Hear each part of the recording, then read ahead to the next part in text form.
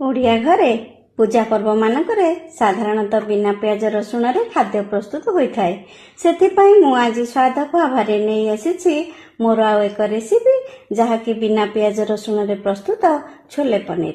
सेथिपाई मु 250 ग्राम पनीर को काटी तेल रे हल्का फ्राए करिनेली। तापरे सेही तेल रे किछि कटा आलू नहीं ताकू भी हल्का फ्राए करिनेली।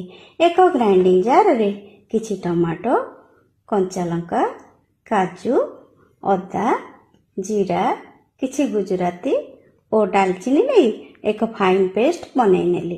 तापरे तेल रे गोटे तेजपत्र, दालचीनी, जीरा एवं गुंड मसला जेपरिक हलदी, लंका गुंड, जीरा और धनिया गुंड दे बाटी रखिथिबा पेस्ट को पकाई किछि समय कषि नेली।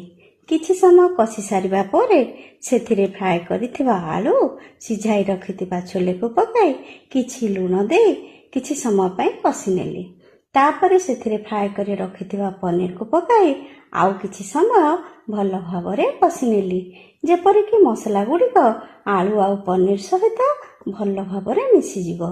एई भली भाबरे किछि समय कषि सारिबा परे तापरे अल्प परिमाण रे पानी देई ताको आउ किछि समय पई फुटै नेली।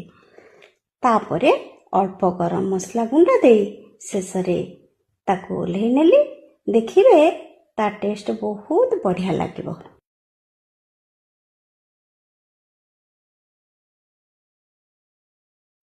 वर्तमान प्रस्तुत हो जाइए छोले पनीर, से भी पुणी बिना प्याज रसुण रे।